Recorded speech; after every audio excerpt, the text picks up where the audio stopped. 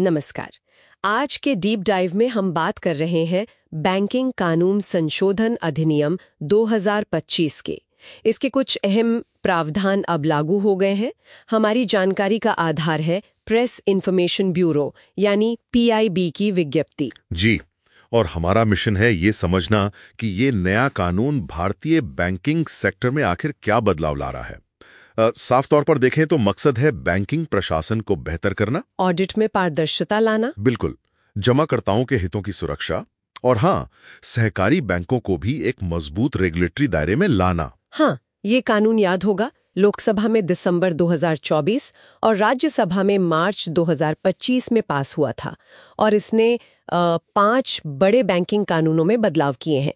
RBI act 1934, banking regulation act 1949, SBI act 1955 भी और banking companies act 1970 और 80 वाले भी। करीब 19 संशोधन हैं इनमें। तो चलिए देखते हैं इसके मुख्य सुधार क्या क्या है। निश्चित रूप से ये बदलाव असल में बैंकिंग सेक्टर को आप कह सकते हैं आज की जरूरतों के हिसाब से ढालने और मजबूत करने की एक कोशिश है। इसमें कई दिलचस्प पहलू हैं गौर करने लायक। तो सबसे पहले उचित ब्याज यानी सब्सटैंशियल इंटरेस्ट की जो सीमा थी उसमें एक बड़ा बदलाव आया है। इसे 5 लाख रुपए से सीधे 2 करोड़ कर दिया गया है।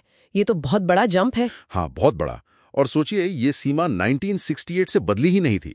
इतने सालों से ये मामला हितों के टकराव से जुड़ा है, सही कहा ना? बिल्कुल, उचित ब्याज यही तय करता है कि किसी बैंक निदेशक या अधिकारी की किसी फर्म में कितनी हिस्सेदारी है जिससे हितों का टकराव मतलब कॉन्फ्लिक्ट ऑफ इंटरेस्ट हो सकता है।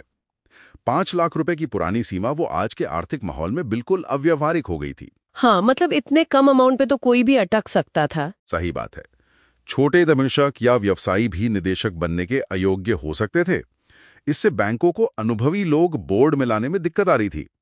तो इतने सालों बाद ये बदलाव हमारे आर्थिक विकास का भी एक तरह से संकेत है। ये तो है। नियमों को समय के साथ अपडेट करना कितना जरूरी है, ये साफ दिखता है। अच्छा, अब सहकारी बैंकों की बात करते हैं। वहां भी प्रशासन में कुछ बदलाव हुए हैं। शायद निदेशकों के कार्यकाल को लेकर कुछ सुना था। हाँ, सही पकड़ा। सहकारी बैंकों में निदेशक का कार्यकाल अध्यक्ष और पूर्णकालिक निदेशकों को छोड़कर 8 साल से बढ़ाकर 10 साल कर दिया गया है। 8 से 10 साल? जी, और यहाँ एक दिलचस्प कनेक्शन है। यह कदम 97वें संविधान संशोधन अधिनियम 2011 के हिसाब से है। वो संशोधन जिसने सहकारी समितियां बनाने के अधिकार को मौलिक अधिकार मतलब फंडामेंटल राइट बनाया था अनुच्छेद 19(1)(a) के तहत। अरे वाह, ये देखना कितना रोचक है कि कैसे बैंकिंग नियम संविधान संशोधन से जुड़ जाते हैं। हाँ, इसके पीछे सोच यही है कि सहकारी बैंकों के संचालन में उनके गवर्नेंस में स्थिरता और निरंतरता लाई जा सके। समझ गई। अब आगे बढ़ते हैं निवेशक संरक्षण की ओर। इसमें निवेशक शिक्षा एवं संरक्षण कोष यानी IAPF का कुछ जिक्र था। हाँ, IEPF अब सरकारी बैंक यानी PSBs ऐसे शेयर, ब्याज और बॉन्ड जिन पर सालों से किसी ने क्लेम नहीं किया है, उन्हें इस निवेशक शिक्षा एवं संरक्षण कोष में ट्रांसफर कर सकते हैं। अच्छा, तो जो अनक्लेम्ड पैसा पड़ा रहता था उसका कुछ उपयोग होगा अब? बिल्कुल, ये व्यवस्था कंपनी अधिनियम 2013 के प्रावधानों से भी मेल खाती है। मकसद दोहरा है, एक तो पारदर्शिता बढ़ेगी, जमाकर्ताओं में जागरूकता आएगी और बड़े स्तर पर देखें तो ये सुनिश्चित करता है कि ये जो लावारिस पड़ा पैसा है वो बेकार ना रहे, उसका इस्तेमाल निवेशक शिक्षा जैसे जरूरी कामों में हो। ये तो अच्छी बात है। और आखिर में सरकारी बैंकों PSBs में ऑडिट की गुणवत्ता को लेकर भी एक अहम कदम है।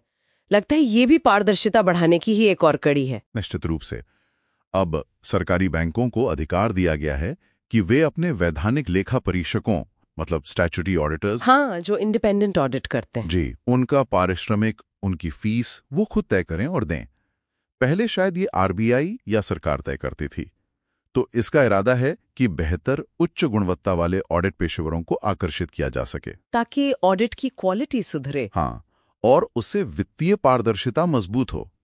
हालांकि एक सवाल यहां बना रहता है कि क्या सिर्फ बेहतर फीस देने से ही ऑडिट की गुणवत्ता एकदम सुनिश्चित हो जाएगी या ऑडिटर की स्वतंत्रता जैसे दूसरे पहलू भी उतने ही महत्वपूर्ण हैं? ये भी सोचने वाली बात है।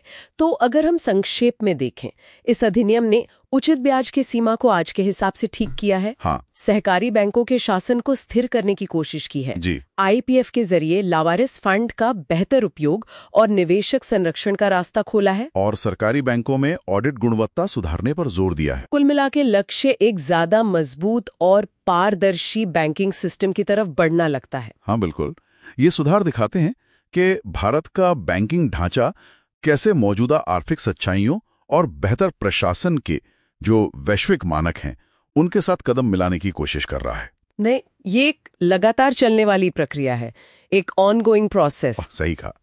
तो यहां सोचने के लिए एक बिंदु ये छोड़ जाते हैं, शासन और पारदर्शिता पर इस नए जोर को देखते हुए वित्तीय क्षेत्र में लोगों का भरोसा और मजबूत करने के लिए भविष्य में और कौन से नियामक या ढांचागत कदम उठाए जा सकते हैं? हाँ, ये एक अहम सवाल है जिस पर आगे भी नजर रखनी होगी।